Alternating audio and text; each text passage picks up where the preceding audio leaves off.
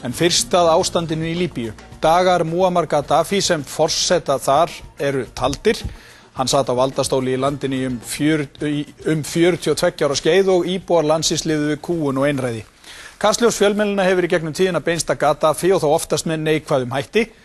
Og eftir 6 mánaða blóðuga byltingu ljóst að ný stjórn tekur við. En stóra spurningin hvernig takist að halda frið í landinu í framtíðinni. Jón Ormur Halldórsson, dósent við Háskólann í Reykjavík, ræðir ástandið í Líbíu við Jóhannes K.R. Kristjánsson hér rétt á eftir. En fyrst skulum við sjá stutta frétt þróun byltingarinnar í landinu.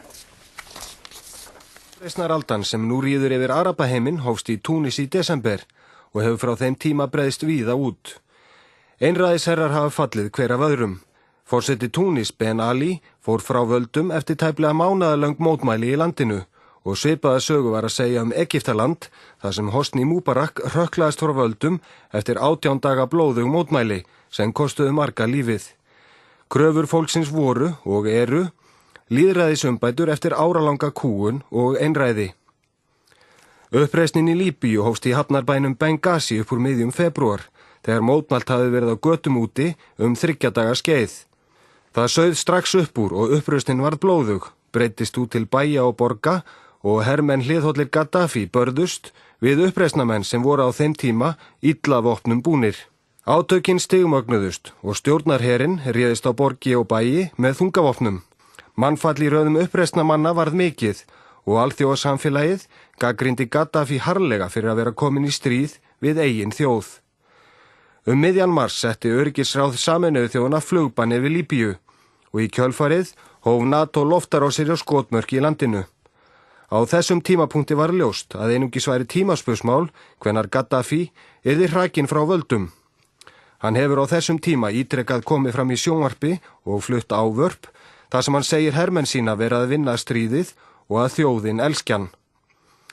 Fyrir það bil viku réðist byltingarherinn inn í höfuðborgina Trípoli og þar hafa harðir bardagar staðið yfir á milli hermanna hliðhollum Gaddafi og byltingarmanna. Málaliðar frá ýmsum löndum hafa unnið með stjórnarhernum fyrir háar peningaupphæðir en þeir hafa verið handteknir í stórum stíl síðustu daga. Óljósar fréttir berast hvar Gaddafi sé niðurkominn en það eingöngu talið tímaspursmál hvenær hann finnist. Annaðhvort dauður eða lifandi en háar fjárhæðir hafa verið settar til höfuðsonum. 42 ára valdatíð Muammar Gaddafi sem forseta Líbíu lokið. Nú hins vegar stóra spurningin hvað taki við í landinu sem hann hefur stjórnað með harðri hendi í svo langan tíma. Vertu velkomin, Jón. Takk. Það allir að velta fyrir sig hvað taki við þegar ný stjórn tekur við völdum en segðu mér aðeins frá þessari 42 ára valdatíð Gaddafis í Líbíu. Já, þetta afskaplega sérstakur ferill sem Gaddafi hafði á mörgum ástæðum. Eitt nú tímalengdin, eins og bendur á 40 ár. Menn hafa giskað það að yfir 90% íbúa Líbíu muni ekki neitt annað heldur en stjórn Gaddafis. Og annað sem sést á tímalengdinni það að íbúafjöldi landsins meira en þrefaldast á þeim tíma sem hann verið þarna við völd. Þetta tiltölulega fámennt ríki og eitt af þeim mjög sérstakt við Gaddafi það hann alla tíð reynt að vera leiðtogi á heimsmælikvarða. Hann hefur stöttu bakið á allskyns öflum eða gerði það hér á árum áður sem áttu tiltölulega lítið sameiginlegt annað heldur en það að hneigjast til hryðjuverka og þannig komið svona upp á kantið eiginlega allstaðar í heiminum, svo má segja. En svona rauðu þráðinu svo hefur verið sá að hann byrjaði sem arabískur þjóðernissinni og hans megin hugmynd var svo að arabar þetta sameinast helst í eitt ríki og vandalega undir hans stjórn.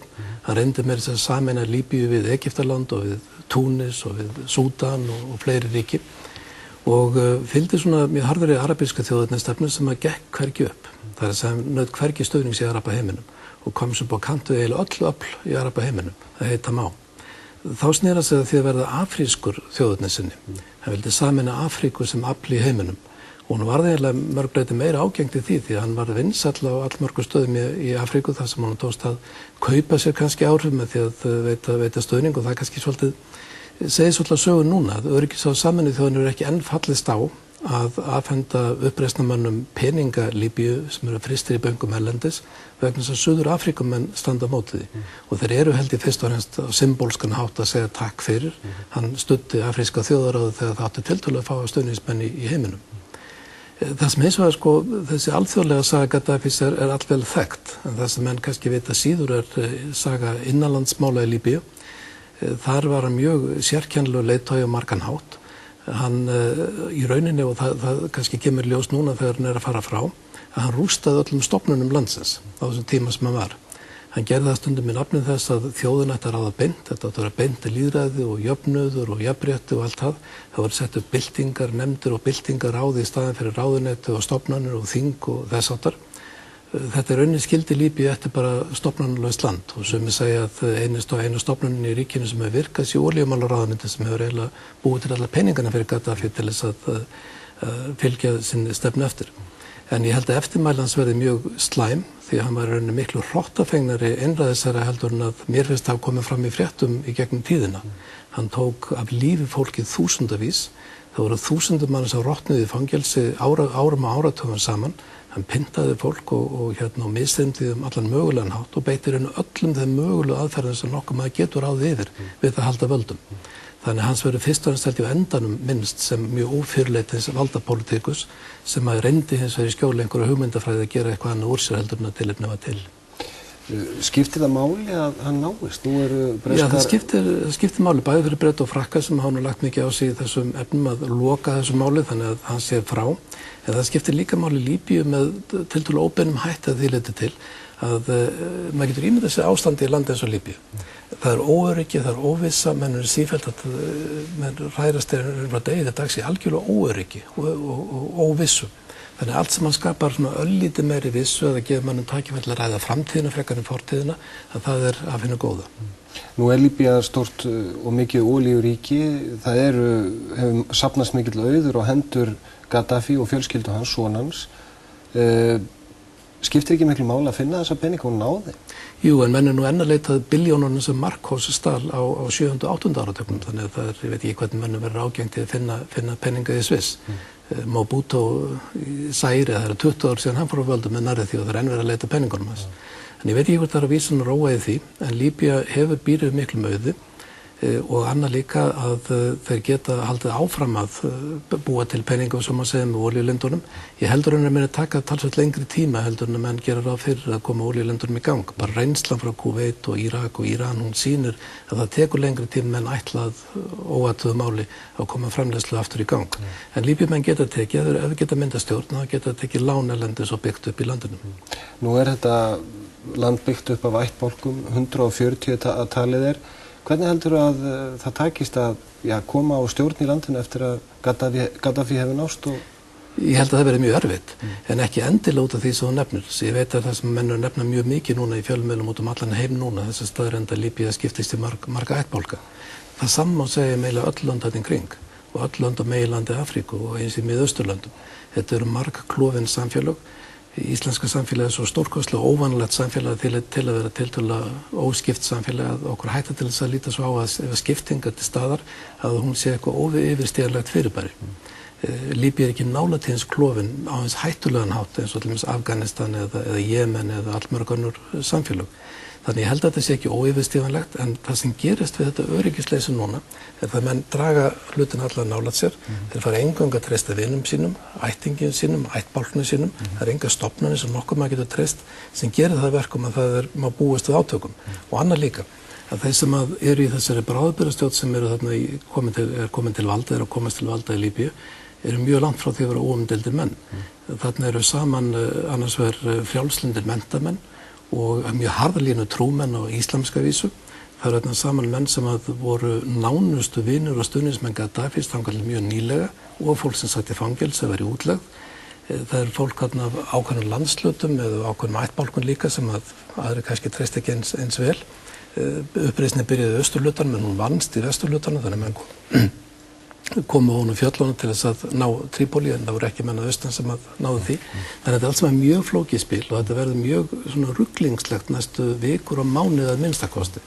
Skiptir ekki máli að til dæmis NATO hverfi eins fljótt úr landinu hægt er?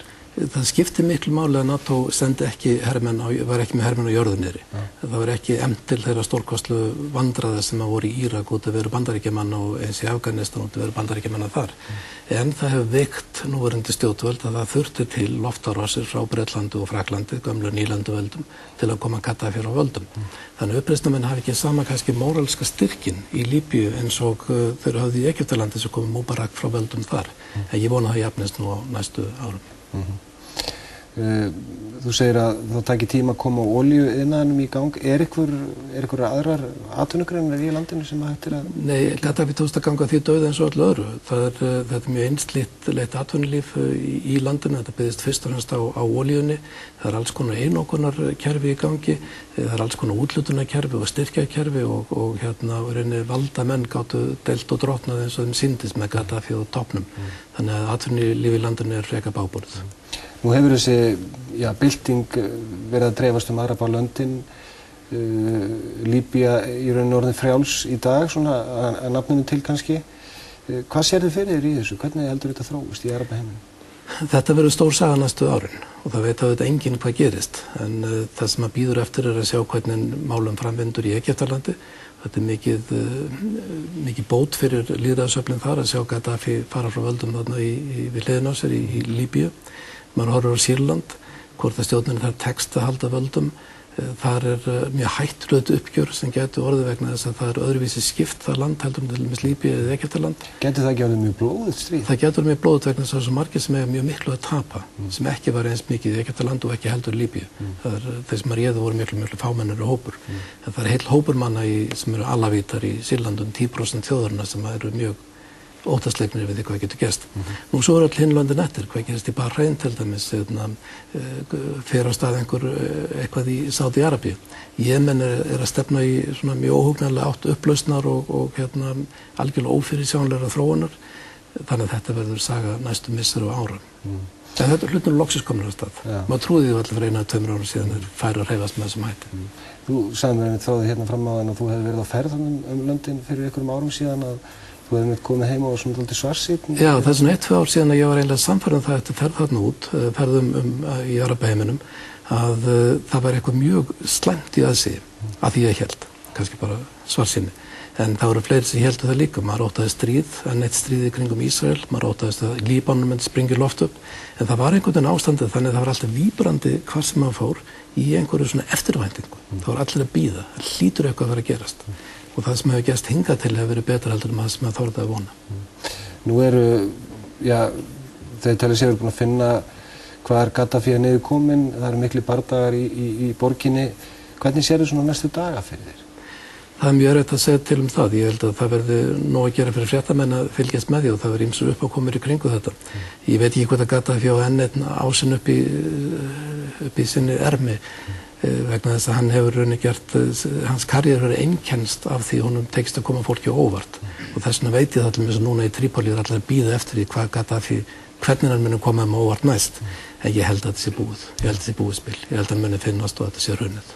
Hann er mikið umleikist, hann hlýtur að vera í felum í borginni eða jafnvel heldur hann sé komið til annars lands? Ég veit það ekki, en allavega veit ég það að hans líf hefur snúist að halda í völd og hann hefur spekulað í þessum augnablikum í ár eða áratugi hvað hann gerir ef einhver atburður á þessu tagi fer af stað. Þannig að það er allt saman mjög vel undirbúið og ef það er einhver möguleiki fyrir að sleppa þá mun hann gera það, en ég held að það sé búið að loka þessu. Við sjáum hvað setur í fréttum næstu dag. Þakka þér fyrir komuna, Jón.